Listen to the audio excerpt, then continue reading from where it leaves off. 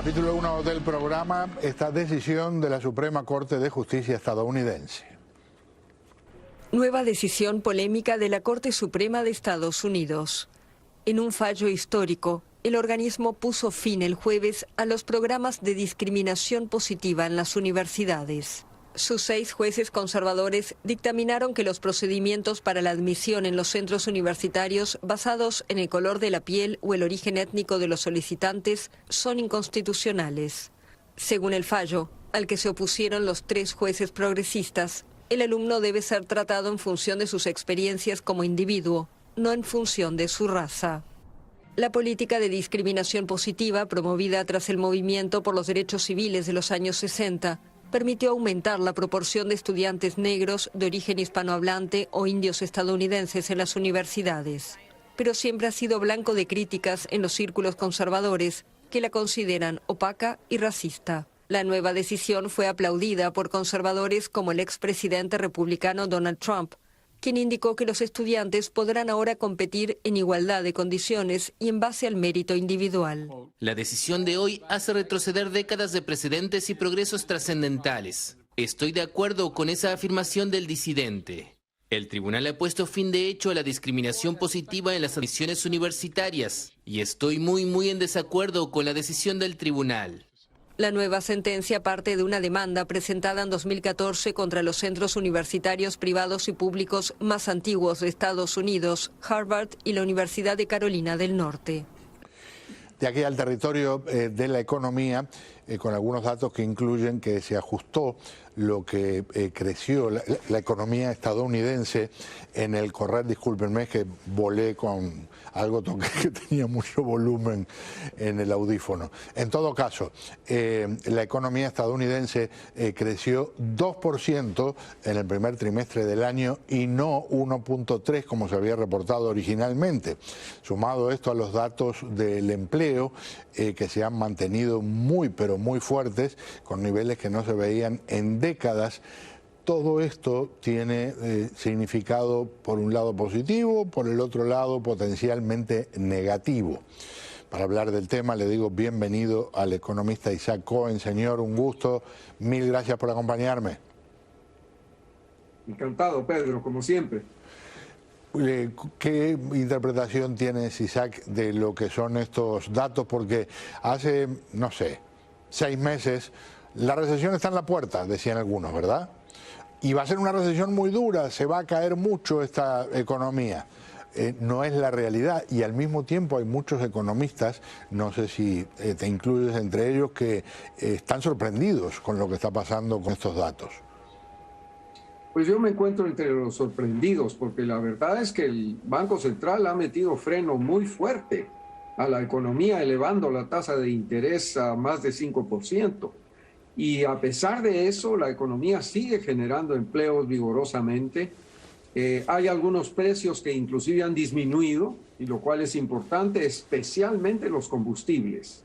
Y eso a las puertas de uno de los más grandes feriados de Estados Unidos, donde la gente se pone a manejar, es un beneficio porque estamos en un promedio de costo de la gasolina de alrededor de $3.50 por galón.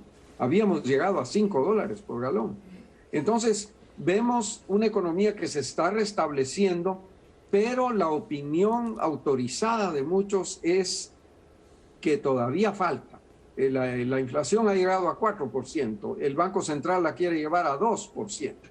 Y entonces vamos a ver todavía algunas medidas que van a todavía contener la economía. Pero hay sectores, por ejemplo, que se han ajustado muy rápidamente, como la vivienda, que es un sector muy sensible a la tasa de interés. El año pasado se podía conseguir una hipoteca 3%, hoy en día 7%. Y eso ha hecho que caiga la demanda de vivienda. Entonces estamos frente a una economía fuerte que se está ajustando y que está tratando de controlar la inflación sin lesionar el empleo.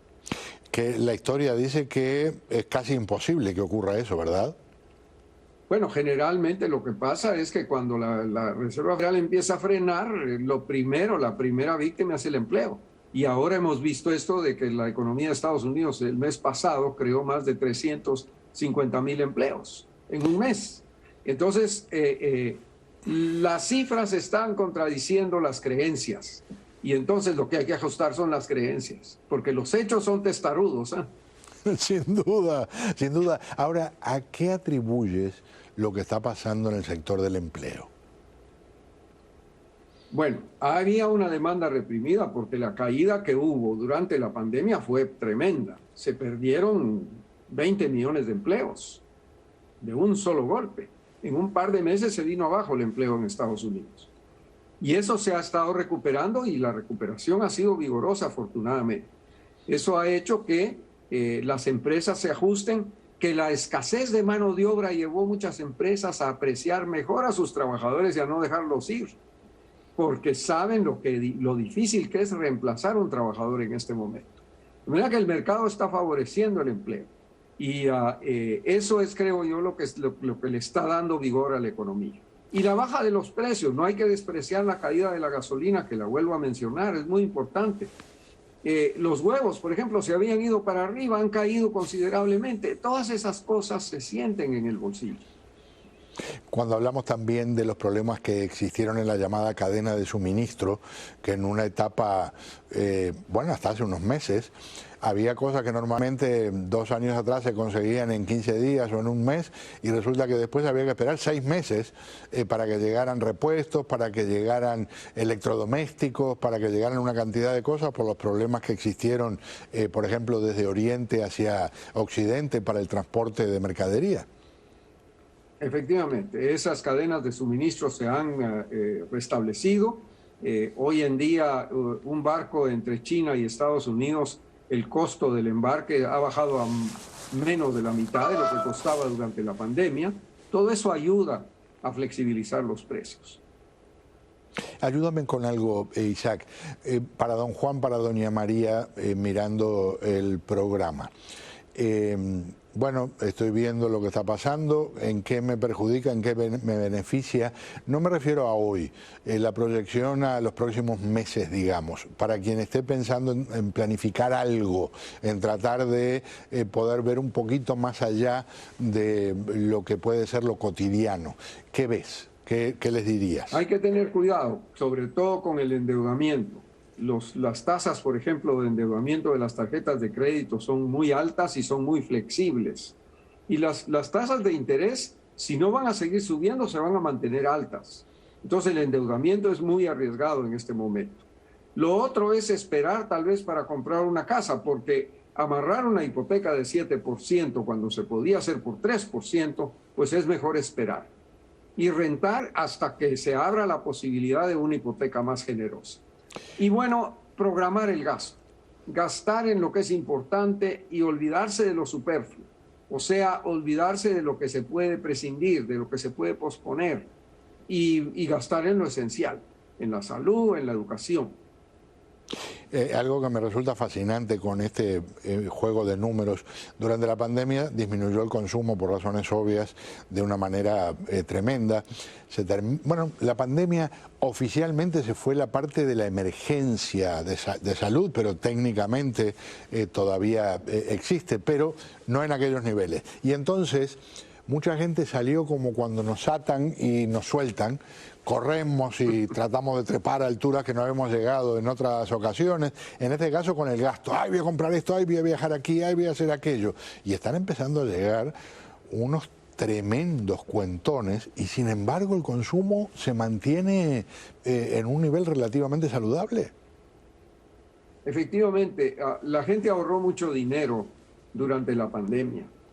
Por una parte, el gobierno mandaba un cheque de $1,000 para cada familia, por ejemplo. Muchos de esos recursos fueron guardados y esperando mejores tiempos. Y estos mejores tiempos están viniendo y la gente está gastando.